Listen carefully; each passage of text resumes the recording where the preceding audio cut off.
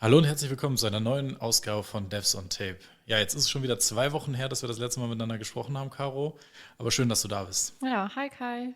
Wir möchten heute über diverse Themen, über das ACE-Programm sprechen, über Aktionen aus der Community, über Sachen, die in den letzten 2 Wochen passiert sind und natürlich, was jetzt demnächst bevorsteht. Viel Spaß bei der Folge.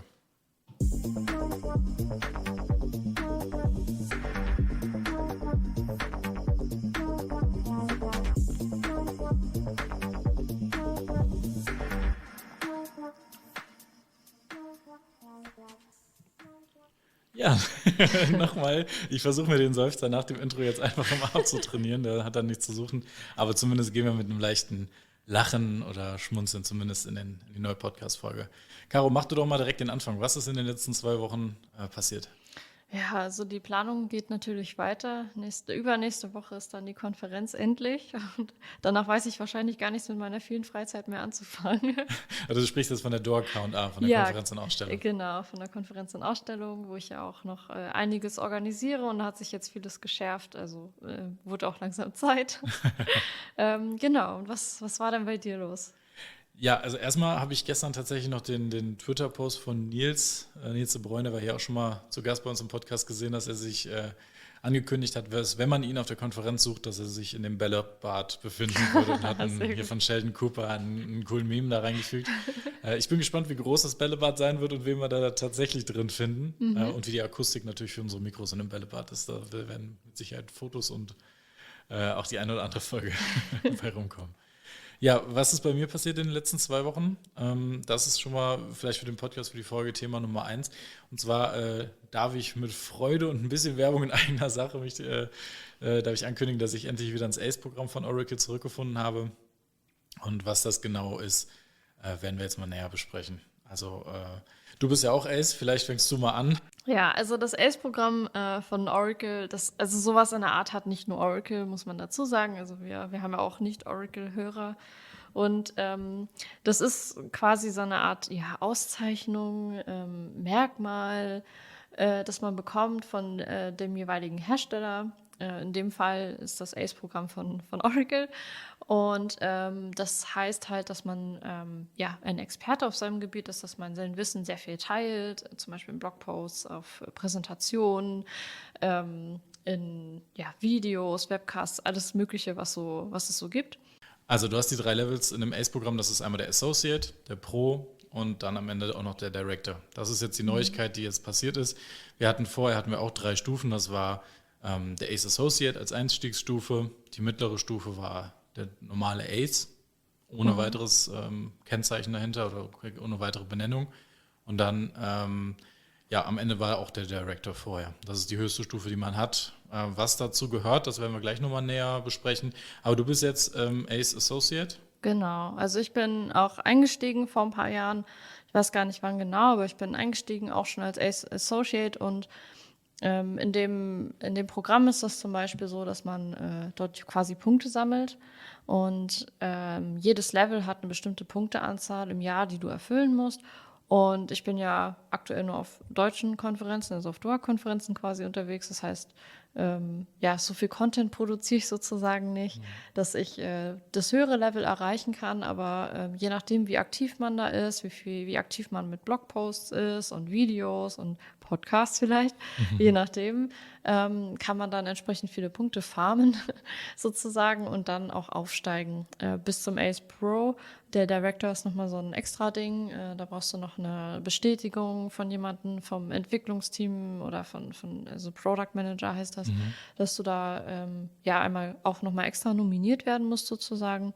Und dann hast du da noch ein paar extra Privilegien, sage ich mal, dass du dort einen sehr direkten Draht zu den Produktherstellern hast, zu den Entwicklern hast, nochmal auf eine andere Art und Weise, als man es so über die Community haben könnte. Ja, also generell kann man sagen, es ist ja nicht so, als würde man dann irgendwie von Oracle gescoutet werden oder gespottet werden, dass man das dann angeboten bekommt, sondern das läuft alles über so ein Nominierungsverfahren. Das bedeutet, jemand anders nominiert einen selbst. Das passiert in vielen Fällen unaufgefordert, sage ich jetzt mal, dass jemand anders sagt, derjenige, der ist jetzt, er hat es echt verdient und der sollte diese Anerkennung bekommen und er sollte auch diese Kennzeichnung bekommen, dass derjenige ein Ace Associate oder ein genereller Ace ist, sage ich jetzt mal. Und dann kann man eine Nominierung durchführen, schon mal mit ein paar angekündigten Aktionen oder Aktivitäten, Community-Aktivitäten zum Beispiel, die derjenige gemacht hat und die werden dann angerechnet. Ich war auch einige Jahre Ace und das noch in dem alten Programm sozusagen und bin dann mit der Geburt von meiner Tochter aus dem Programm ausgeschieden, weil ich wusste, dass ich mich jetzt erstmal recht lange Zeit nicht um meine Punkte, sage ich jetzt mal so, kümmern kann, sondern habe mich halt mit anderen Sachen zu beschäftigen in meiner Freizeit. Das heißt, Vorträge, Blogpostings und Community-Arbeit wird dann erstmal an zweiter Stelle in meinem Leben stehen sozusagen oder an dritter oder vierter. Ich möchte jetzt keine Probleme einheimsen. Nee, also es hat dann nicht mehr so den großen Stellenwert, dass man diese Arbeit für die Community macht, wenn man zu Hause einen Säugling hat. Und deswegen bin ich aus diesem Programm mangels Punkte rausgefallen. Danach kam Corona. Für alle anderen Aces wurden die Punkte eingefroren. Das war ein denkbar schlechtes Timing, muss ich sagen. Aber ich hatte damals die Möglichkeit, ziemlich viele Sachen einzutragen in diese Anwendung, weil ich, wie ihr und du, Caro, wie die Hörer und du, wie ihr schon wisst, dass ich bei vielen Konferenzen mitgewirkt habe, gab es damals die Möglichkeit, das sage ich jetzt bewusst so, dass es damals so war, auch die Organisation von Konferenzen als ich weiß nicht, wie die Bezeichnung jetzt in dem Programm war, aber das Beteiligen als Streamleiter oder als Programmleiter oder so, dass das viele Punkte gegeben hat alleine schon. Dass man alleine schon die Teilnahme an so einer Konferenz in diesem Board sozusagen schon sehr viele Punkte bekommen hat. Dann hatte ich in diesem einen Jahr, wo ich vom Ace Associate zum normalen Ace aufgestiegen bin, hatte ich auch noch die Möglichkeit, die auch relativ zufällig kam, ein Kapitel in einem Buch zu schreiben von Jürgen Sieben. Das ist so ein Apex-Kompendium, wo alles Mögliche dazu drinsteht und da durfte ich ein Kapitel zum Mobile Development schreiben und habe auch dafür sehr viele Punkte bekommen. Und dann kamen natürlich die ganzen üblichen Konferenzen als Speaker dazu, wo man die genaue Menge an Punkten habe ich jetzt nicht im Kopf. Ich glaube, so um die 20 Punkte sind das pro Vortrag und ungefähr 200 Punkte ist, glaube ich, der Richtwert, um den Dreh sozusagen, um so ein Ace-Level zu kriegen. Das heißt, man muss im Jahr schon einiges leisten, um so ein gewisses Level in dem Ace-Programm zu halten oder generell reinzukommen erstmal und dann auch, um es zu halten. So, und was jetzt mit den Änderungen in dem Ace-Programm so ein bisschen einhergekommen ist, ist, dass es viel mehr Fluktuation zwischen diesen Stufen gibt. Also, dass man natürlich nicht weniger schwer oder nicht weniger einfach in das Programm reinkommen kann. Das heißt, irgendjemand nominiert einen. Jetzt nicht mehr innerhalb einer Firma möglich. Früher war das natürlich so eine Sache, dass wenn die Kollegen dann gesehen haben, hey, da ist jemand echt gut und das würde uns doch allen sehr gut tun, wenn derjenige auch in einem Ace-Programm wäre. Das sind ja ein paar Goodies dabei und das ist ja auch ein Qualitätskennzeichen oder Merkmal. Das ist jetzt so nicht mehr möglich. Da muss man sich schon diese Kredibilität außerhalb einholen oder auch die Sichtbarkeit außen so schaffen, dass man jemand anderen findet, der einen nominiert oder vielleicht sogar direkt nominiert wird, ohne jemanden dazu auffordern zu müssen, dass es das gibt. Das ist auf jeden Fall diese Grenze, da kommt man dann rein in das Programm, erstmal auf Associate-Level und dann fängt man an, die Punkte aktiv selber zu pflegen. Das heißt, halte ich einen Vortrag, trage ich den in das System ein, lade die Folien hoch, sage, wann es war, wo es war. Das wird tatsächlich alles Eintrag für Eintrag evaluiert. Da wird wirklich überprüft, ob das in dem offiziellen Konferenzprogramm hinter dem Link so hinterlegt ist, dass dieser Vortrag gehalten wurde. Und dann gibt es halt so eine Punktebewertung, die beschreibt, ist man jetzt Co-Referent, ist man Hauptreferent, hatte man bei einem Buch mitgeschrieben oder war der Hauptautor von einem Buch, hat man ein Webinar gemacht, wie lang waren die Vorträge, waren das Kurzvorträge, was hat derjenige für Veranstaltungen organisiert, sind es kleine Themen gewesen, große Konferenzen gewesen. Da wird alles nochmal per Hand sozusagen durchgeschaut, was mal gemacht wird und nochmal angepasst. Und da wird unser Podcast hier mit Sicherheit auch, was die Folgen angeht, die sich ganz konkret mit dem Oracle-Thema auseinandersetzen, auch mit Sicherheit mit einlaufen in das Thema. Und dann gibt es auch noch die Kategorie Cool Projects. Das kann ein Open-Source-Projekt sein, was man in der Oracle-Community pflegt. Das kann auch sowas wie dieser Podcast hier sein, eine Initiative, die aus dem Oracle-Umfeld kommt und irgendwie da sowas beiträgt. Das ist ein bisschen offener gehalten. Also man kann eigentlich theoretisch jede Aktivität, die man macht, die in irgendeiner Form vielleicht auch Oracle zugutekommt oder der Community von Oracle zugutekommt, kann man dort eintragen, bewerten lassen und sich diesen Status holen. Und dazu gehören dann zu diesen kleinen Benefits, die man hat, natürlich das Eintragen auf der Webseite von den Oracle Aces. Da ist man mit Bild und Hauptausrichtung eingetragen und kann auch gesucht werden. Das ist eine ganz, ganz coole Sache, dass man da gelistet ist auf der Oracle-Seite. Und man kriegt so ein bisschen Merch, ne? Das ist natürlich auch immer ganz cool. Man bekommt Lanyards, glaube ich, und damals war es ein Polohemd. Es gibt eine Softshell-Jacke, eine Softshell-Weste, für je nachdem, welche Stufe man ist. Es gibt jede Menge Goodies, die irgendwie verschickt werden, die irgendwie die verschiedenen Stufen darstellen. Ne? Und also ich finde das ganz cool, in dem Programm zu sein, Alumni zu sein. War auch nicht verkehrt, weil man hat diese Leistung damals erbracht, man war gelistet in dem Punkt, man hat dann sich entschieden, seine Prioritäten anders zu verlagern. Ich freue mich trotzdem sehr, dass ich die Möglichkeit habe, wieder in das Programm zurückzukommen, wieder die ganzen anderen Aces zu treffen und also um mal den Strich drunter zu machen unter den Leistungen, die man so erbringen muss, um das Ace-Programm irgendwie da drin enthalten zu sein oder teilnehmen zu dürfen. Was ist erstmal vielleicht für andere jetzt der interessante Punkt, was bringt es uns denn, dass es Aces gibt? Und was bringt es uns auch, Ace zu sein in der Community? Ich würde sogar noch vielleicht ein bisschen voransetzen. Wir waren jetzt ja sehr faktisch und sachlich, sind wir eingestiegen. Wie war das denn für dich damals, als du das erste Mal Kontakt mit dem ACE-Programm hattest? Also du bist ja nicht als Ace quasi geboren, sondern du bist das ja erst geworden mit dem Einstieg in die Community, vielleicht über Konferenzen oder wahrscheinlich über die Arbeit mit den Kollegen, dem Nils. Wie war das für dich? Wie hast du das wahrgenommen? Bist du dann einfach so, hast du das so mitgenommen oder war das so ein Ziel von dir, dass du gerne Ace werden wolltest, dass du so eine, ja, ich sag mal Leuchtturmposition, dass du so ein Ansprechpartner werden wolltest für andere? Also es war für mich zu einer Zeit, wo es sowieso alles irgendwie super spannend war. Das war recht am Anfang auch gewesen. Und zwar, ich kannte das Ace-Programm dadurch, dass mein Chef Ace Director schon war, natürlich überall auch unterwegs gewesen ist und diese Anerkennung schon hatte. Und das war für mich schon so ein Qualitätsmerkmal, so die Anerkennung von einem Unternehmen zu kriegen, dessen Produkte man unterstützt oder wo man gut ist, dass man da dieses, okay, der ist wirklich gut. Das ist wie die Anstecknadel, so die kriegen diejenigen, die richtig gut sind.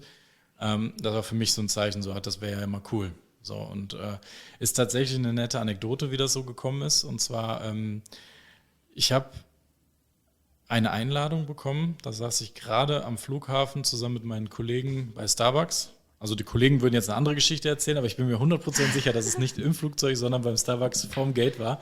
Und habe eine E-Mail bekommen von der Jennifer Nicholson. Das war die Leiterin vom ACE-Programm damals und jetzt auch wieder die Leitung übernommen hat vom ACE-Programm. Und da stand drin, ob man denn Zeit hätte an dem einen Abend von der Konferenz, auf die wir dann nach Amerika geflogen sind. Teilnahme am Ace-Dinner. Ob man denn +1 mitbringen würde oder wie auch immer, dass man gerne zu diesem Ace-Dinner kommen sollte. Und für uns war die Frage, ein Kollege von mir war auch nominiert, der hat die gleiche E-Mail bekommen. Wir haben uns angeguckt und gefragt, wieso sollten wir beide denn jetzt auf diese Konferenz fliegen und dann einfach so auf diesem Dinner teilnehmen? So, wie kommen die denn auf die Idee? Und haben halt schnell festgestellt, dass unser Chef daneben saß und sich das Lachen nicht verkneifen konnte. Und dann gesagt, ich weiß nichts, ich weiß nicht, woher das kommt. Nimm doch mal an, ist doch ganz cool. Ja, und dann hat sich halt hinterher herausgestellt, dass er ziemlich ausführlich ausgefüllt hat, welche Community-Arbeit wir geleistet haben. Er hat sich die Zeit genommen und hat aufgeführt, an welchen Konferenzen wir teilgenommen haben, was wir da alles gemacht haben in der Community-Arbeit in den Monaten davor. Und dann wurde vom ACE-Programm tatsächlich halt gesagt, ja, das macht Sinn, dass die dabei sind, die dürfen gerne daran teilnehmen. Und wenn die schon mal auf einer Konferenz sind, kriegen die keine E-Mail mit, ihr seid Aces, sondern man wird zu diesem Abendessen eingeladen, wo nur sozusagen das Who is Who von diesem Ace-Programm unterwegs sind. Und da trifft man halt sehr viele Leute, die man von Konferenzen kennt und auch weiß, dass die Aces sind, aber dann alle in einem Restaurant zusammen und dann wird eine Rede gehalten und es werden neue Aces ernannt und dann war uns relativ schnell klar, warum wir denn dahin eingeladen wurden zu diesem Abend und dann sind wir halt recht feierlich zur Aces ernannt worden, mit offiziellen Fotos und so weiter. Das hat mich natürlich sehr mit Stolz erfüllt, weil das für mich so ein Zeichen war, das hat schon noch einen zusätzlichen Sinn, dass ich diese Aktivitäten mache und vor allem aber einfach dieser Punkt, nicht nur, ich habe meine Vorträge gehalten, meine Community-Arbeit gemacht, Leuten geholfen, ausgeholfen und die haben mir dafür gedankt. Das ist natürlich der erste Moment, wo man stolz sein kann oder wo man sich darüber freut. Sondern dann am Ende eigentlich gefühlt nochmal diesen Stempel zu kriegen, so okay, zieht weitere Kreise.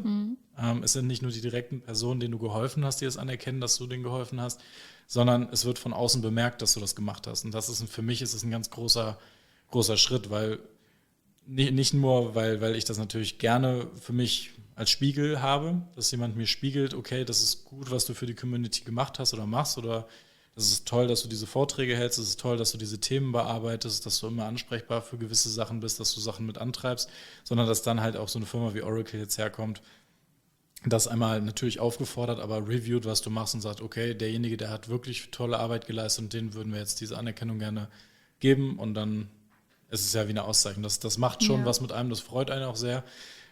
Umso trauriger war ich natürlich, als ich dann Alumni geworden bin. Ja. Das ist dann, aber es hat ja einen guten Grund, warum es so ist. Und ähnliche Gefühle oder Emotionen hatte ich jetzt letzte Woche wieder, als ich vor der DOA K&A jetzt dann ganz kurzfristig doch wieder die Möglichkeit hatte, in das Programm zurückzukommen und meine Punkte wieder eintragen konnte und jetzt hoffentlich auch bald wieder auf meine normale Position zurückrutschen kann, die ich da hatte, und auch wieder an einem Ace-Dinner von der DOAG-Konferenz teilnehmen kann und auch wieder in die Gesichter schauen kann, die ich früher schon kennengelernt habe. Und mein Profil wieder auf DOAG Ace Associate oder Ace Pro umschreiben kann.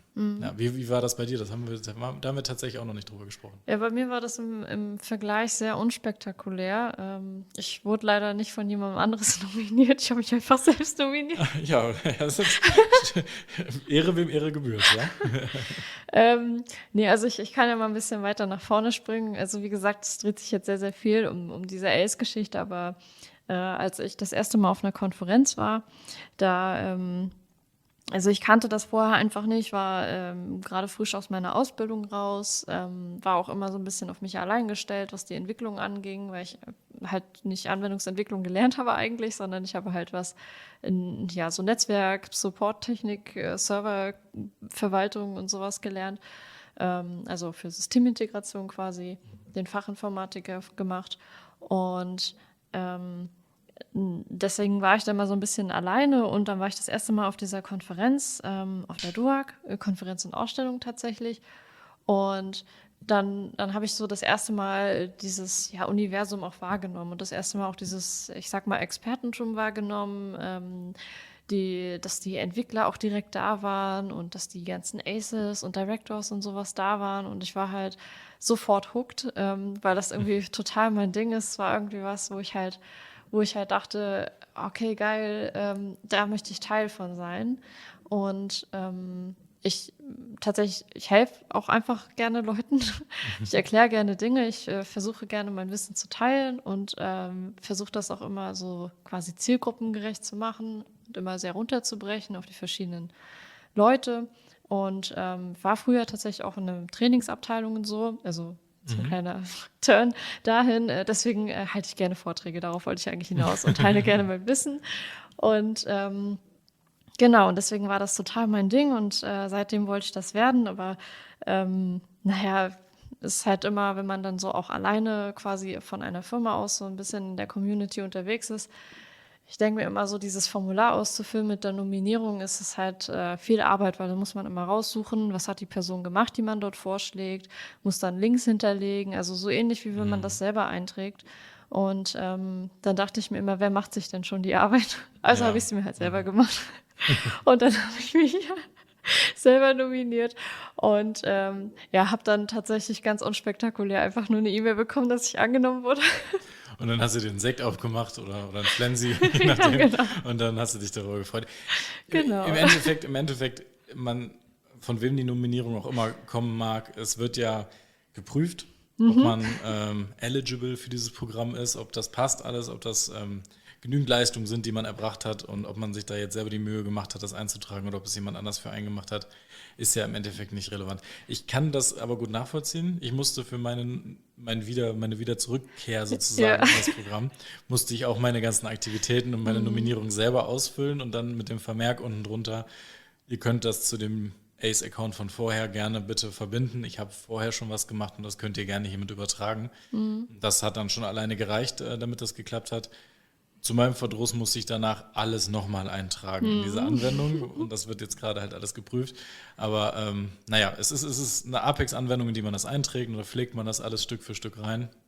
Und Ja, freut mich auf jeden Fall, dass du auch Ace bist, dass du auch da diese Anerkennung bekommen hast. Ich meine, an unserem tagtäglichen, an unserer Community-Arbeit, an diesem Podcast hier, an unserer tagtäglichen Arbeit beim Kunden und so weiter, ändert das natürlich nichts, dass man jetzt diese Anerkennung hat. Ja, ich meine, man kann es in E-Mails unten drunter schreiben, aber das macht den Inhalt der E-Mail auch nicht wirksamer, sage ich jetzt mal.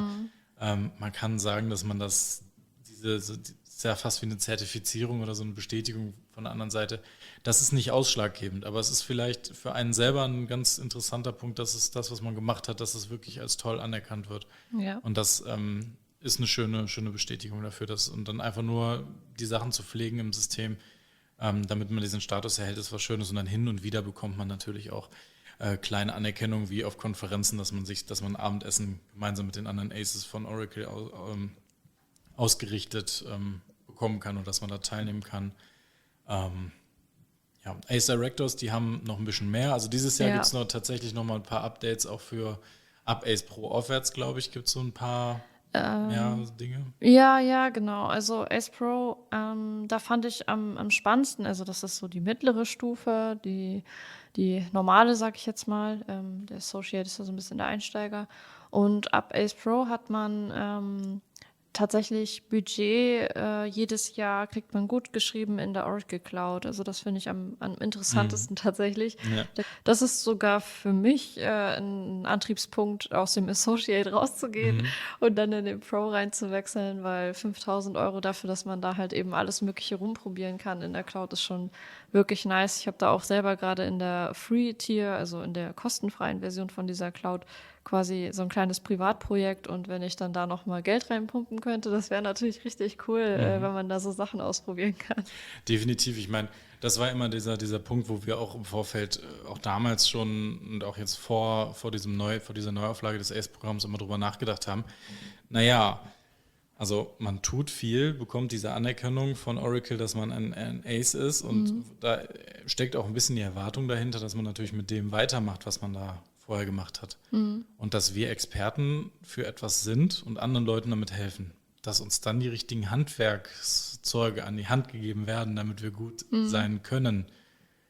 Das ist ja, eigentlich sollte das der Usus sein. Ja, und wenn ich mich an früher erinnere, da gab es bei jeder Contribution, die man gemacht hat, jede Sache, die man eingereicht hat als Aktivität, konnte man ein Häkchen setzen, ob es sich um eine Cloud-Aktivität handelte, weil das für DORC unheimlich wichtig, für Oracle damals unheimlich wichtig war, dass Cloud gepusht wird. Und dann gab es extra Punkte. Und dann denke ich mir, ja, dann muss man aber auch uns die Möglichkeit geben, an der Cloud zu arbeiten. Die hat nicht jeder von uns im Kundenprojekt und privat erst recht nicht.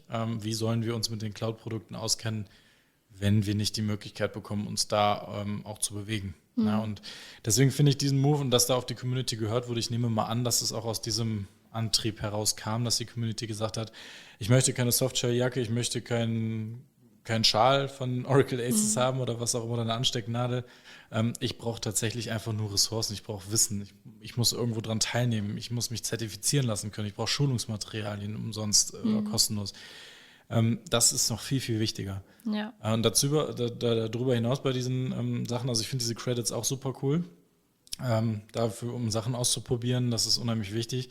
Es gibt bei den Directors auch noch Travel Expenses, dass man da Unterstützung bekommt. Ja, also da gibt es noch die Möglichkeit, den Betrag kenne ich jetzt nicht genau, ich habe da was gehört und das hat mich ziemlich krass überrascht, aber es gibt die Möglichkeit, dass man für Oracle oder für generell so Oracle-related Veranstaltungen, auch zum Beispiel zu DORC jetzt oder auch zu amerikanischen Konferenzen, wo die Travel Expenses ein bisschen höher sind, dass man da vom ACE-Programm Unterstützung bekommt.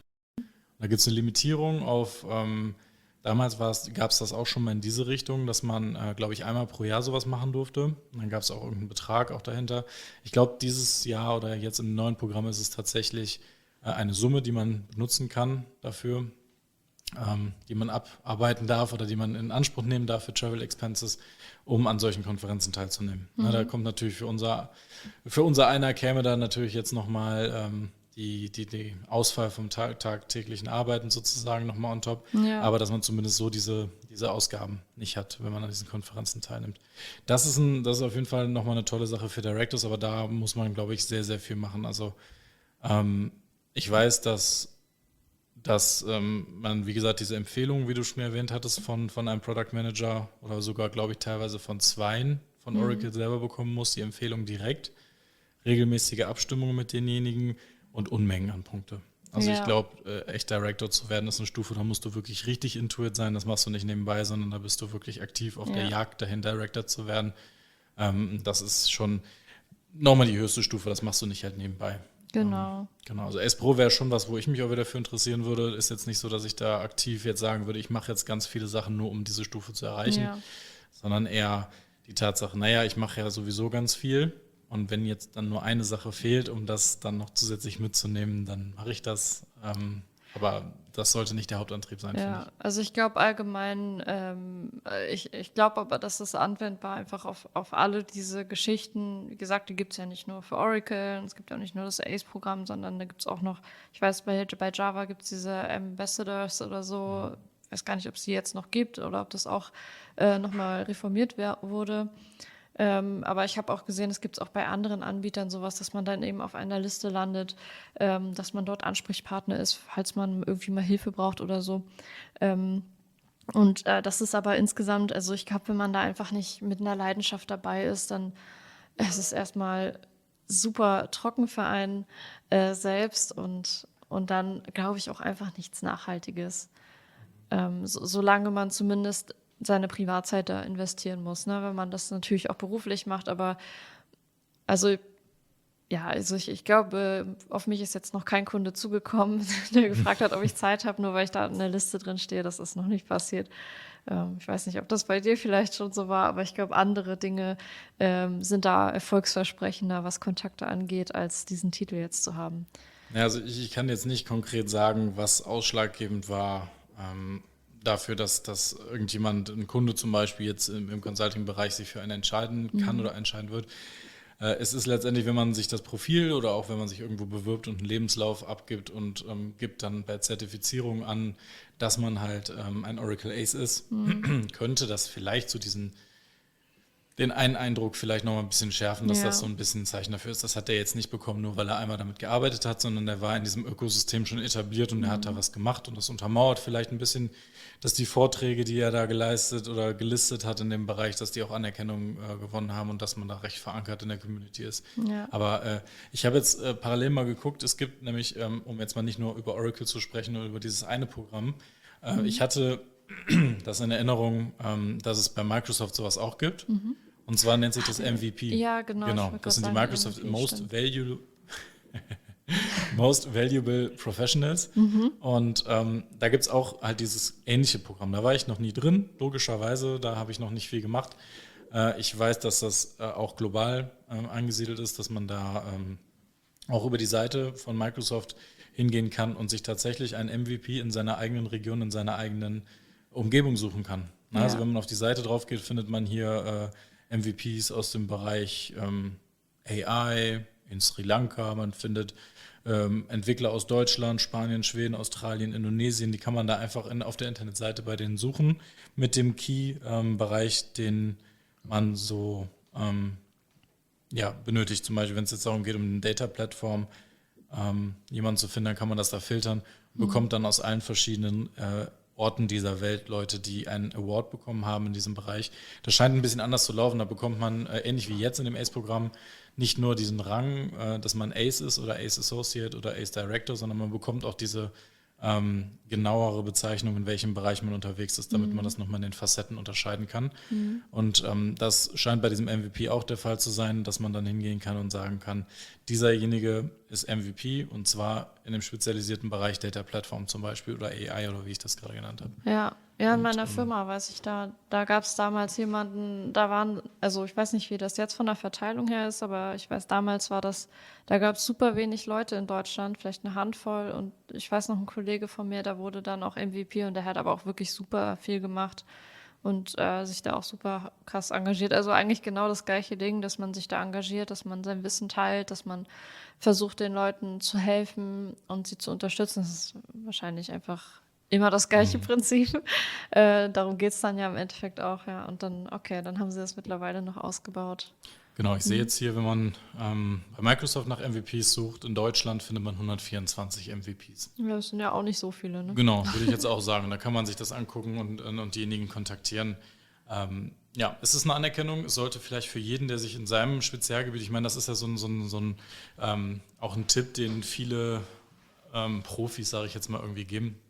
Man kann erfolgreich sein in seinem Job und in dem, was man tut, indem man sich irgendwie auch spezialisiert auf eine Sache und auf diese eine Sache dann auch richtig, richtig gut wird.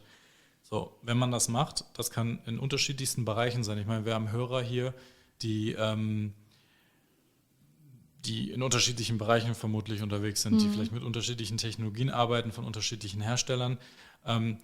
Jeder hat seine Spezialisierung und den entsprechenden technologischen Partner, mit dem man arbeitet. Ja, wir machen das jetzt mit Oracle Apex, mit der Datenbankentwicklung und mit JavaScript. Aber vielleicht ist es jemand anders, der vielleicht auch in der Microsoft-Umgebung unterwegs ist oder andere, die wiederum viel mit MuleSoft machen oder was auch immer, was es da für Ökosysteme gibt, in denen man unterwegs ist.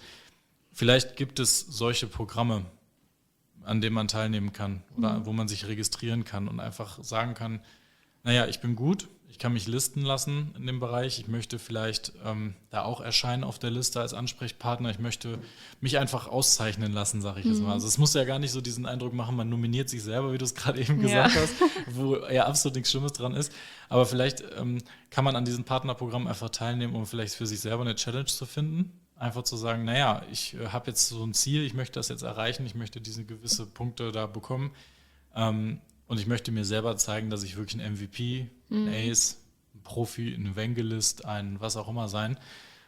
Vielleicht sollte man da einfach die Augen offen halten und wenn man sowieso schon sich mit dem Thema auseinandersetzt, vielleicht auch in diese Richtung mal ein bisschen weitergehen.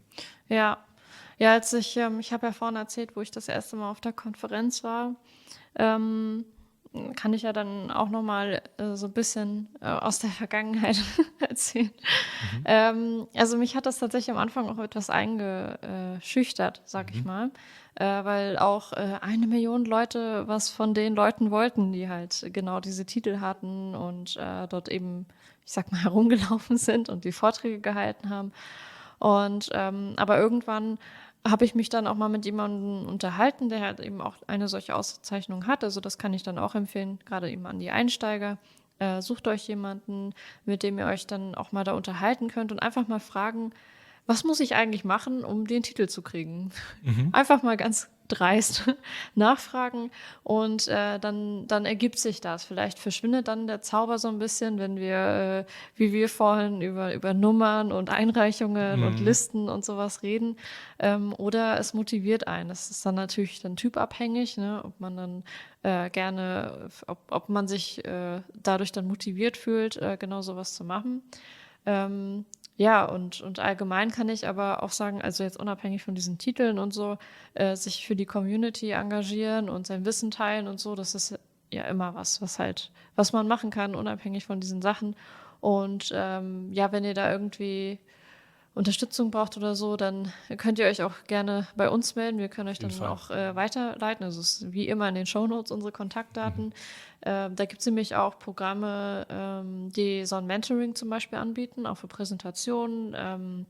Wenn ihr auf Konferenzen was einreichen wollt, zum Beispiel, das war für mich anfangs sehr schwierig, dort irgendwie so den Fuß reinzukriegen, sag ich mal, weil ich kein Gefühl hatte dafür, was für Themen auf einer Konferenz denn Sinn machen und was gut ankommen würde.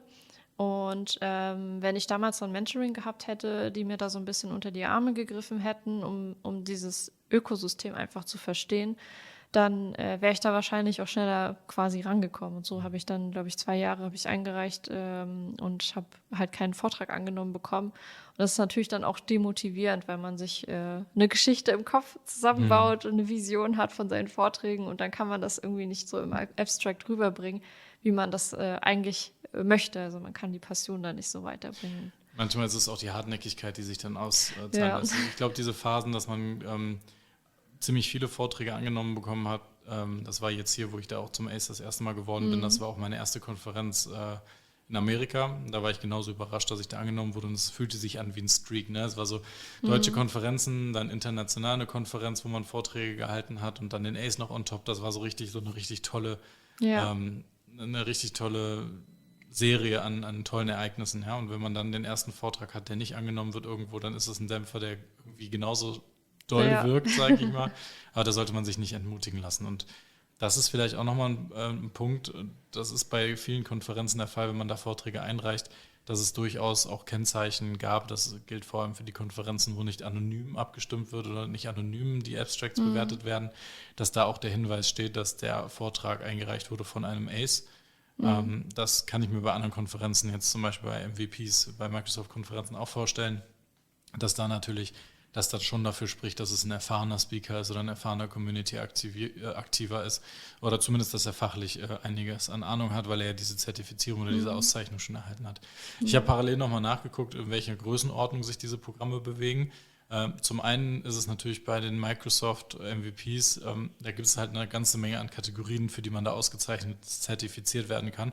Und zwar sind das 11 Kategorien tatsächlich. Und das ist natürlich weltweit. Das heißt, wenn es um Cloud und Data Center Management geht, es gibt Business Applications, Techniken für Entwickler, Enterprise Mobility und alles mögliche, aber auch so Office-Themen, Office-Apps und Leute, die sich damit super auskennen.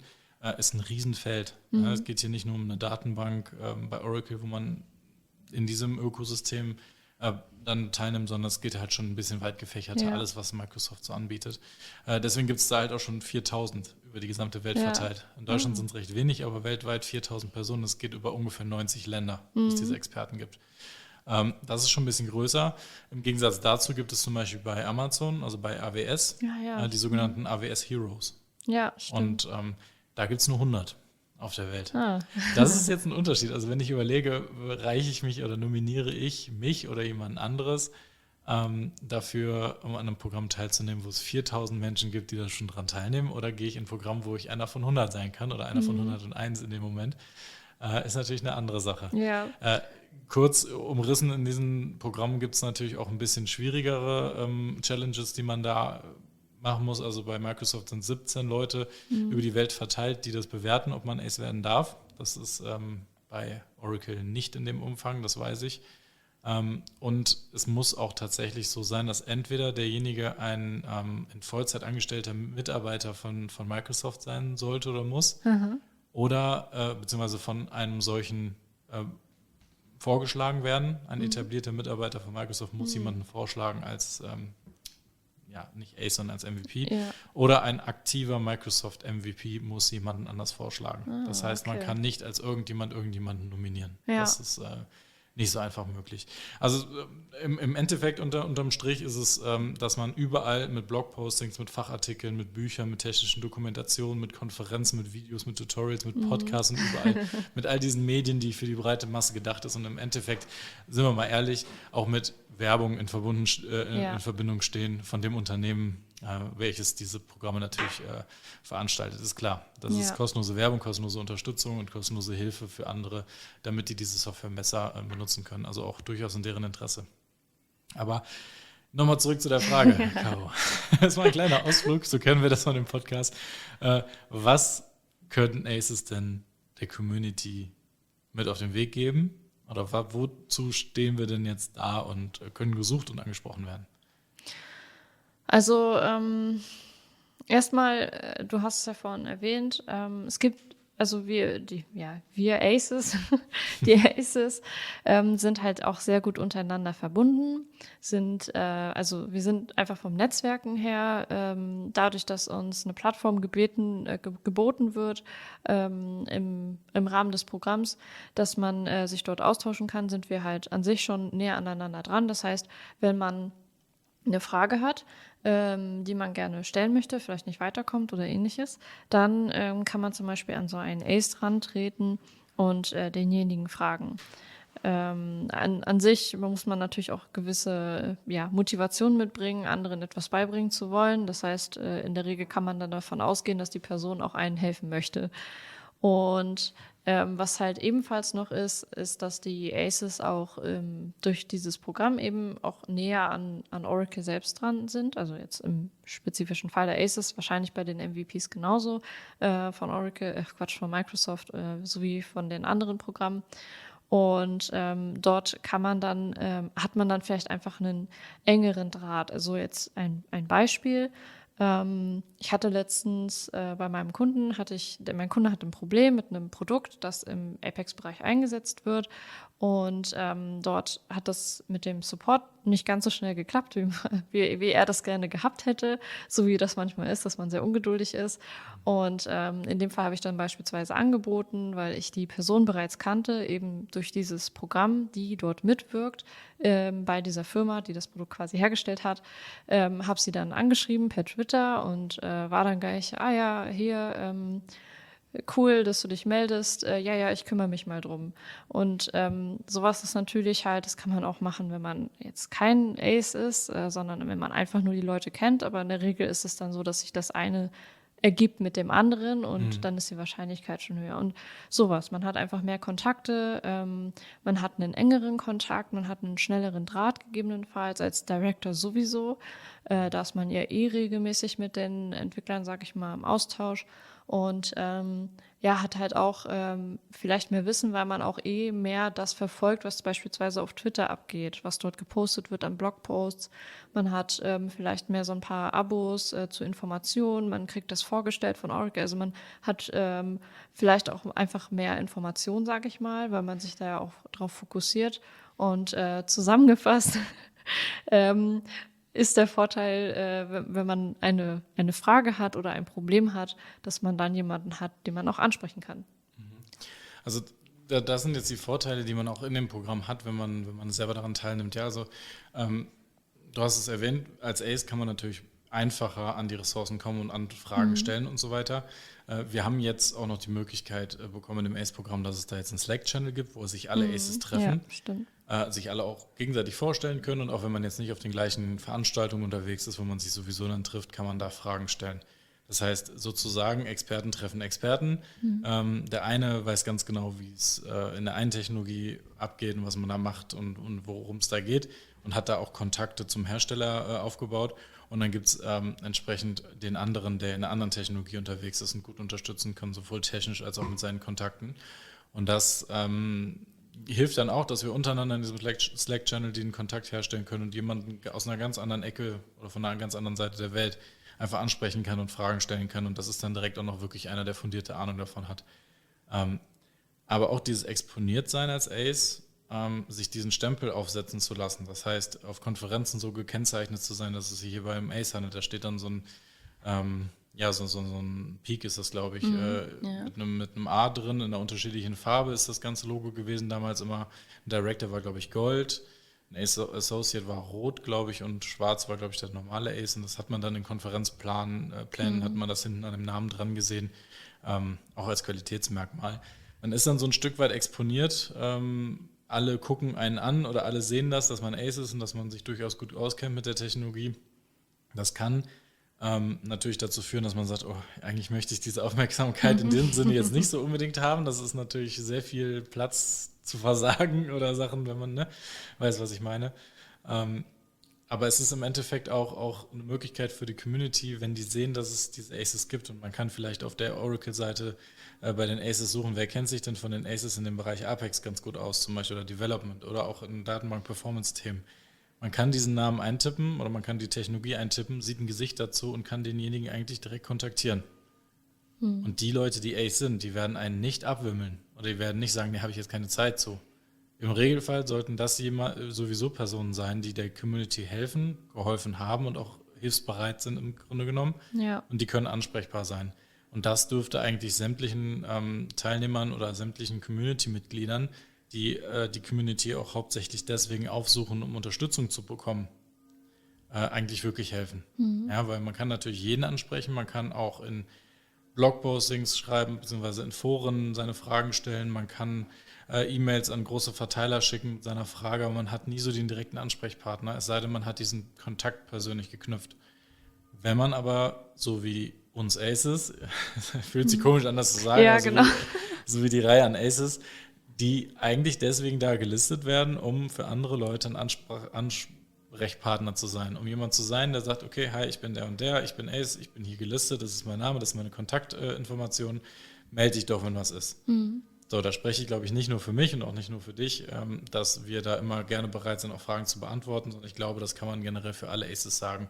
dass die auf einem gewissen Punkt hilfsbereit sind und das damit der Teilnahme an diesem Programm auch signalisieren möchten. Ja, das heißt, wenn jemand eine Frage hat in einem gewissen Bereich, gerne einfach mal die Seite, die befindet sich dann auch in den Shownotes, einfach mal draufgehen, gucken, wer denn eigentlich jetzt diese Aces sind, die sich in dem Fachgebiet, wo ich tagtäglich mit zu tun habe, auskennen. Und vielleicht habe ich den Kontakt schon mal gehabt und wusste es noch nicht oder ich kann mal Kontakt zu denjenigen aufbauen, auf einer Konferenz ansprechen oder einfach auch mal bei einer Frage dann eine E-Mail schicken.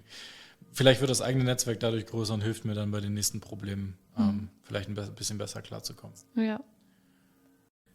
Ja, zu guter Letzt ist noch zu sagen, wiederhole ich mich wahrscheinlich auch wieder, aber sollte es für euch in Betracht gezogen werden, dass ihr mal nominiert werdet oder dass ihr selber diese Möglichkeit für euch seht, dass ihr gerne an so einem Programm teilnimmt, weil ihr euch selber als Experten seht und gerne auch diese Anerkennung hättet oder einfach mal einen Schritt weitermachen möchtet, das vielleicht in eurer Vita haben möchtet, dann schaut doch einfach mal in die Shownotes, da verlinken wir die typischen Programme einfach mal und da könnt ihr nachlesen, was man denn da machen muss. Bei manchen muss man, wie gesagt, zertifiziert sein. Vielleicht habt ihr diese Zertifizierung schon, oder vielleicht ist das für euch ein Goal, dass ihr da mal hin wollt. Und ja, da könnt ihr dann einfach dran teilnehmen, wenn ihr möchtet. Ja, wenn ihr weitere Fragen sowieso noch zum ACE-Programm habt, dann könnt ihr euch gerne an uns auch wenden. Da können wir euch mit Sicherheit auch aushelfen. Und ja, dann bleibt mir eigentlich nur noch, Caro, dir zu danken für die heutige Folge, für deine Infos, für deine Insights aus dem ACE-Programm auch, wie du das jetzt wahrgenommen hast. Und ja, noch vielleicht eine kleine Sache aus eigener Sache. Wenn ihr diese Folge hier hört, werden wir vermutlich gerade entweder packen für die DORG oder auf dem Weg zur DORG sein oder vielleicht schon auf der DORG selber gerade aktiv sein. Wir werden natürlich die Mikrofone dabei haben. Wir werden natürlich auch schon die ein oder anderen Sachen dort geplant haben, die wir durchführen möchten. Wenn ihr als unsere treuen Zuhörer aber irgendwelche Wünsche habt an Themen, die wir ansprechen können und sollen, oder ihr wisst, dass es irgendwie auf der Konferenz Personen gibt, die auf jeden Fall mal in diesem Podcast bei uns eingefangen werden sollten, dann lasst es uns doch bitte wissen. Die Kontaktdaten, wie immer in den Shownotes, einfach mal Kontakt zu uns aufnehmen. Kurz und schmerzlos und kurz und formlos vor allem uns einfach schicken. Wen würdet ihr gerne vor dem Mikro mal sehen bzw. auf den Ohren haben? Schickt uns das zu. Das geht mit Sicherheit kurzfristig, dass wir die Personen einfangen und dann auch mal kurz befragen. Ja, lasst es uns wissen. Gerne ein bisschen Feedback auch mal zu den Folgen, die wir machen. Und ja, danke dir, Caro. Ja, danke auch, Kai. Bis in 2 Wochen. Ja, bis dann.